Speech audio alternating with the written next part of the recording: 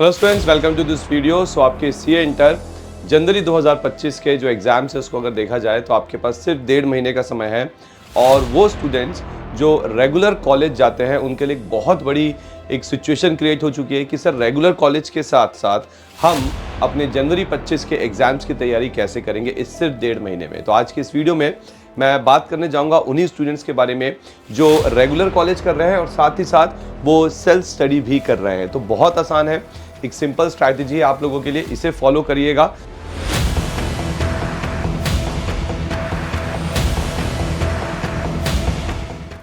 Now यहां पे depend करता है कि आप सिंगल ग्रुप के लिए जा रहे हैं या बोथ ग्रुप्स के लिए। ठीक है, तो देखो, अगर आप सिंगल ग्रुप्स दे रहे हैं, चाहे आप ग्रुप 1 दे रहे हो जनवरी में या फिर ग्रुप 2, तो आपको यहाँ पे सिर्फ 3 सब्जेक्ट्स को ही टैकल करना है। ठीक है, और लेकिन अगर आप बोथ ग्रुप्स के लिए जा रहे हैं और आप रेगुलर कॉलेज भी कर रहे हैं, सेल्फ स्टडी कर रहे हैं, तो फिर आपके लिए सिचुएशन थोड़ी सी डिफिकल्ट है, क्योंकि आपको यहाँ पे 6 जो सब्जेक्ट्स हैं उनको कवर करना है।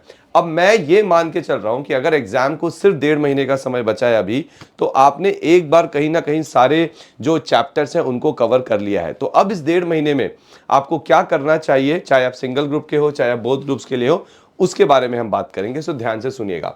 कोई बहुत कॉम्प्लिकेटेड मैंने नहीं बनाई ये स्ट्रैटेजी, बिल्कुल सिंपल है क्योंकि सिर्फ 1.5 महीने का समय है। देखो, सबसे पहली और सबसे इंपॉर्टेंट चीज कि आपको ना जो फोकस करना है वो करना है अब सिर्फ इंपॉर्टेंट चैप्टर्स में। ध्यान रखिए, ये उन स्टूडेंट्स के लिए मैं बोल रहा हूं जो कि रेगुलर कॉलेज जाते हैं, जिनके पास टाइम कम है, क्योंकि कॉलेज में उनके 4 से 6 घंटे निकल जाते हैं, फिर आने जाने का समय भी जाता है। तो उनके लिए जो पढ़ने का समय बचता है एक दिन में, वो सिर्फ 4 से 5 घंटे का ही बचता है। तो ध्यान रखिए, वो सारे स्टूडेंट्स, आपको जो इंपॉर्टेंट चैप्टर्स है उस पर ही सबसे ज़्यादा फोकस करना है।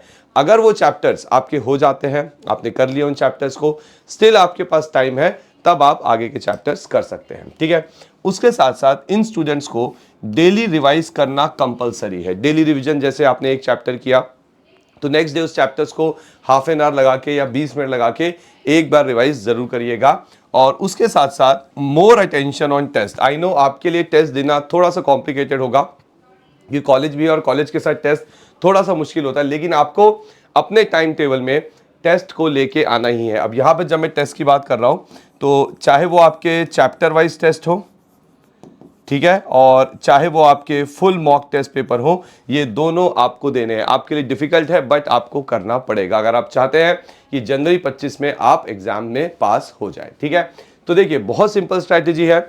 इंपॉर्टेंट चैप्टर्स पे फोकस करिए। हर सब्जेक्ट के अंदर कुछ चैप्टर्स ऐसे होते हैं जिनकी वेटेज 70 से 80% की होती है ना। उसके बाद डेली रिवाइज करिए, और साथ ही साथ जो आपके टेस्ट हैं, चैप्टर वाइज टेस्ट हो गए चाहे फुल मॉक टेस्ट हो गए, वो आपको देना जरूरी है। तो अगर आप ये करते हैं तो जनवरी 25 में आपको पास होने से कोई नहीं रख सकता। अब ध्यान से समझिएगा, ये तो हो गई कि सर क्या करना है।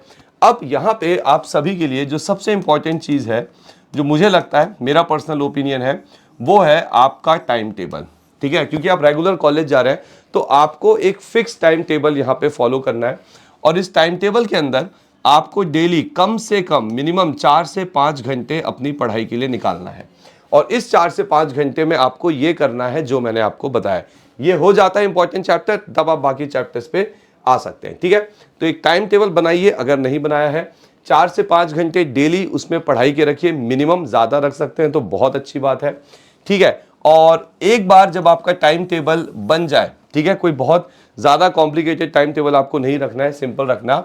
आपको कंसिस्टेंटली उसको फॉलो भी करना है, क्योंकि अगर आपने कंसिस्टेंटली अपना टाइम टेबल फॉलो नहीं किया बच्चों, ओके, आपके लिए बहुत ज़्यादा प्रॉब्लमेटिक हो जाएगा। मैंने बहुत से ऐसे बच्चे देखे हैं जो लास्ट में एग्जाम ही नहीं देने जाते। ठीक है, क्योंकि आपके लिए सिचुएशन थोड़ी सी डिफिकल्ट है एज कंपेयर टू वो बच्चे जो कॉलेज अभी नहीं कर रहे हैं या मे बी कॉलेज नहीं जा रहे हैं। ठीक है, तो अगर आप कॉलेज जा रहे हैं रेगुलर, तो आपको 4 से 5 घंटे मिनिमम देने हैं, और ये 3 चीज़ें आपको डेफिनेटली करनी है ना। अगर मैं रिवीजन की बात करूं तो यहाँ पे अगर आप चाहते हैं कि आप कम समय में अच्छे से चीज़ों को रिवाइज कर सके, तो आप हमारी जो परफेक्ट रिवीजन बुक है, जिसका लिंक आपको डिस्क्रिप्शन पे मिल जाएगा, आप वहाँ से इस बुक को ले सकते हैं, क्योंकि ये एक ऐसी बुक है जिससे आप इतने कम समय में बहुत अच्छे से रिवीजन कर सकते हैं।